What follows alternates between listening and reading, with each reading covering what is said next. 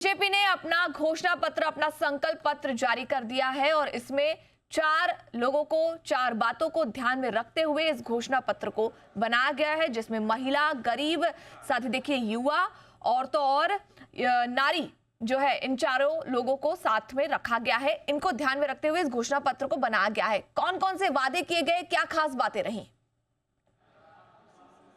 देखिए, बिल्कुल बीजेपी ने आज अपना मैनिफेस्टो को लॉन्च किया है। लोकसभा के चुनाव 19 तारीख से स्टार्ट होने वाले हैं। वोटिंग जो है 19 तारीख से स्टार्ट होनी है, लेकिन उससे पहले प्रधानमंत्री मोदी और बीजेपी ने ये तय कर दिया है कि अगले 5 साल और ये कहें कि 2047 तक उनका क्या लक्ष्य है, किस बिंदुओं पे वो ज़्यादा काम करेगी, कहाँ उस मैनिफेस्टो में उसका जिक्र किया गया है। मैं शुरुआत करना चाहूँगा युवाओं के साथ। युवाओं को का वोट लेने के लिए या ये कि अपॉर्चुनिटीज़ दी जाएं, उस पे इस मैनिफेस्टो पे बात की गई है। उसमें कहा गया है स्टार्टअप इंडिया पे बात की गई। मुद्रा लोन जो अभी 10 लाख है, 20 लाख रुपए तक की उसकी जो लिमिट है उसको बढ़ाने की बात की गई। अभी पीएम स्वनिधि योजना जो है वो अर्बन एरिया में ज़्यादा सक्सेसफुल हुई है, उसको रूरल एरिया में किस तरीके से सक्सेसफुल किया जाए, इस पे मैनिफेस्टो में बात की गई। इसके साथ साथ देश भर में 4 अलग अलग नॉर्थ, साउथ, ईस्ट, वेस्ट चारों तरफ बुलेट ट्रेन चलाने के लिए बात की गई, जिसमें से कहा गया कि अहमदाबाद मुंबई का जो बुलेट ट्रेन का जो कामकाज है वो काफ़ी तेज़ी से चल रहा है और बाकी 3 जगहों पे भी सर्वे जल्द स्टार्ट किया जाएगा।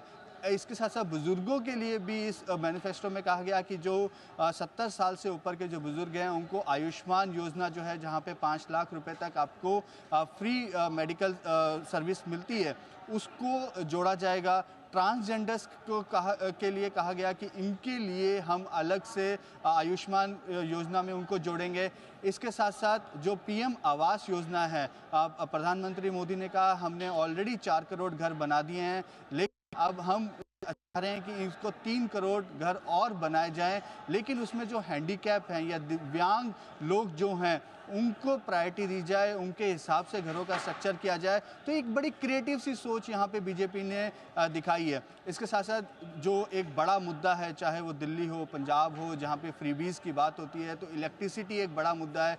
उस पर कहा गया कि जो प्रधानमंत्री सूर्य योजना है उसमें ऑलरेडी 1 करोड़ लोगों ने रजिस्ट्रेशन करा लिया। ये जी बिज़नेस ने पहले ही बताया था। पीएम मोदी ने उसके बाद ट्वीट भी किया और कहा कि इस योजना पे हम आगे और इंफ्रास्ट्रक्चर पे निवेश करेंगे। और फिशरीज़ के लिए बात की गई। एग्रीकल्चर पे इतना पूरा फोकस किया गया। एग्रीकल्चर के लिए कहा गया जो मिलिट्स हैं, जो सुपर फूड हैं, उसके लिए कहीं ना कहीं एक फोकस बढ़ाया जाएगा, एक उसके लिए स्कीम्स लेकर आई जाएंगी। इसके साथ साथ क्योंकि हमारा जो देश है वो दालों को मोस्टली इंपोर्ट करता है, दालों की जो प्रोडक्शन है हमारे देश में थोड़ा कम है, उसको बढ़ाने के लिए कहा गया कि जो भी इंफ्रास्ट्रक्चर की ज़रूरत या जो सपोर्ट्स किसान को चाहिए वो यहाँ पे दिया जाएगा। इसके साथ साथ टूरिज़्म पे बड़ा फोकस किया गया। टूरिज़्म में भी महिलाओं को जोड़ने की कोशिश की गई। जो होम स्टेज होंगे, उस होम स्टेज को जो यदि कोई महिला चला रही है तो उसको कैसे हम इंसेंटिवाइज किया जाए, उसको कैसे इंफ्रास्ट्रक्चर प्रोवाइड किया जाए, उसको कैसे फाइनेंसिंग की जाए, उस पर भी मैनिफेस्टो में जिक्र किया गया है। उस पर भी बीजेपी सरकार ध्यान देगी। इसके साथ साथ प्रधानमंत्री मोदी ने ये एक साफ कहा कि हमने ऑलरेडी सरकार बनने के बाद जो 100 दिन है उस पे कामकाज स्टार्ट कर दिया है और ये जो मैनिफेस्टो आज बताया जा रहा है, ये जैसे ही सरकार बनेगी उसके बाद इसको इम्प्लीमेंट करने की पे काम शुरू हो जाएगा।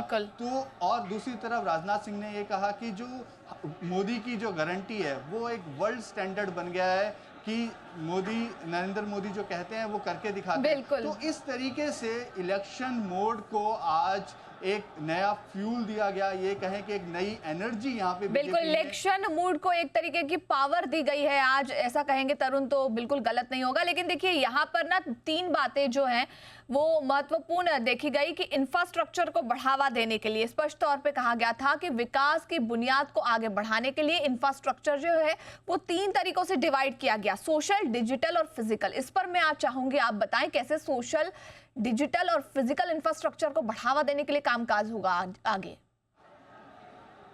बिल्कुल, देखिए कि देश भर के अंदर सड़कों का निर्माण या ये कहें कि हाईवेज़ का निर्माण बहुत तेज़ी से हो रहा है। लेकिन इस पे भी प्रधानमंत्री मोदी ने एक बात कही कि जो ट्रक ड्राइवर्स हैं, उनके रेस्टिंग एरिया के लिए भी अलग से प्रबंध किया जाएगा, उस पे ध्यान दिया जाएगा। दूसरी बात आपने कही हेल्थ सर्विसेज़ की।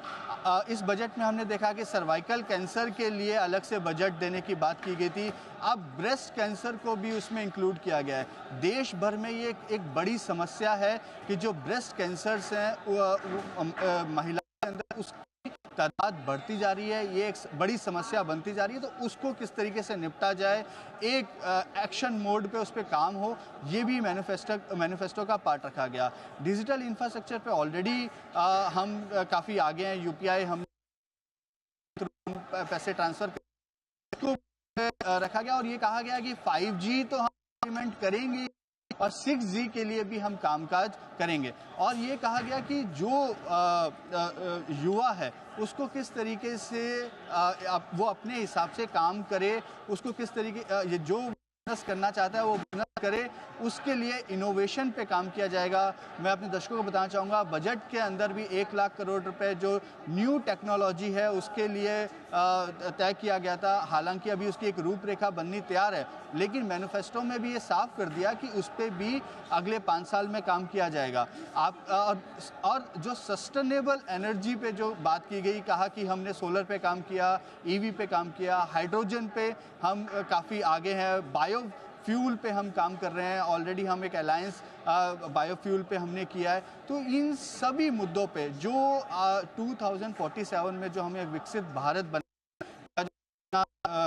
है, या ये कहें कि तीसरी बड़ी इकोनॉमी बनाने की जो बात हो रही है, उसके लिए जो जो चीज़ें इंपॉर्टेंट फैक्टर्स हैं उसको यहाँ पे बीजेपी टच करने की कोशिश कर रही है। बीजेपी ये कह रही है कि जो भी हमने मैनिफेस्टो को तैयार किया है वो हमने लोगों से बात करी, 4 लाख कमेंट्स आए, हमें वीडियोस के माध्यम से आए, उसके बाद हमने एनालिसिस किया कि इंटरनली हमें किस तरीके के चैलेंजेस आएंगे, एक्सटर्नली जो हमारे मित्र देश हैं उन यदि हम इस तरीके को इस जो कंसर्न्स हैं इनको यदि इम्प्लीमेंट करते हैं तो क्या फ़ायदा नुकसान होगा।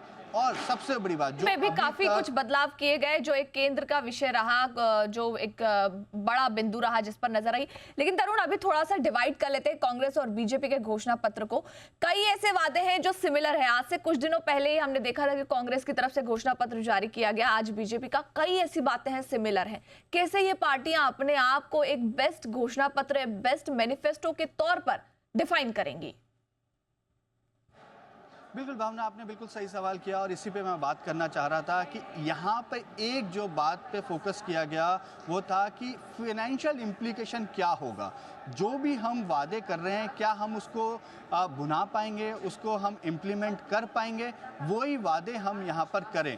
तो कई ऐसे कांग्रेस के वादे थे, जैसे 1 लाख रुपए साल के वुमेन्स को देने की जो बात थी, या जो इनकम बढ़ाने की बात है, या अब जैसे कांग्रेस ओपीएस से बिल्कुल हट गई। उन्होंने कहा कि एनपीएस पे ऑलरेडी कमेटी बनी हुई है, उस पे काम हो रहा है। तो यहाँ पे बीजेपी ने इस तरीके का कोई बड़ा ऐसा वादा नहीं किया कि हम आपको फ्रीबीज देकर आप वोट्स लेंगे। लेकिन हाँ, उन्होंने कहा कि हम जो पीएम किसान सम्मान योजना चल रही है उसको हम कंटिन्यू करेंगे। वो ऑलरेडी कैबिनेट से अप्रूवल हो रखा है कि 5 साल के लिए हम उसको कंटिन्यू करने जा रहे हैं। अन्य योजना जो है 80 करोड़ की, उसको हम कंटिन्यू करेंगे। ये एक बड़ा फ्रीबीज का जो मामला है वो यहाँ पे देखने को मिला। लेकिन जो ज़्यादा मतलब बीजेपी ने यहाँ पे फ्रीबीज जैसे वर्ड का यहाँ पे इस्तेमाल से वो बची है, लेकिन उन्होंने दूसरे तरीके से ये बताया, जिस तरीके से किसान सम्मान योजना है या पीएम अन्न योजना है या आयुष्मान भारत को कैटेगरी के या ये कहें कि लोगों को जोड़ने की जो बात है उसको एक देखा जाए तो वो भी एक फ्रीबीज के का एक तरीका हो सकती है। लेकिन सीधे तौर पे फ्रीबीज पे बात नहीं करी। उन्होंने कहा हम आपको कमाने का, एक सस्टेनेबल तरीके से कमाने का इंफ्रास्ट्रक्चर देश के अंदर प्रोवाइड कराएंगे। कमाना है और देश को आगे बढ़ाना है। तो ये एक बड़ा फर्क दो मैनिफेस्टो में देखने को मिला।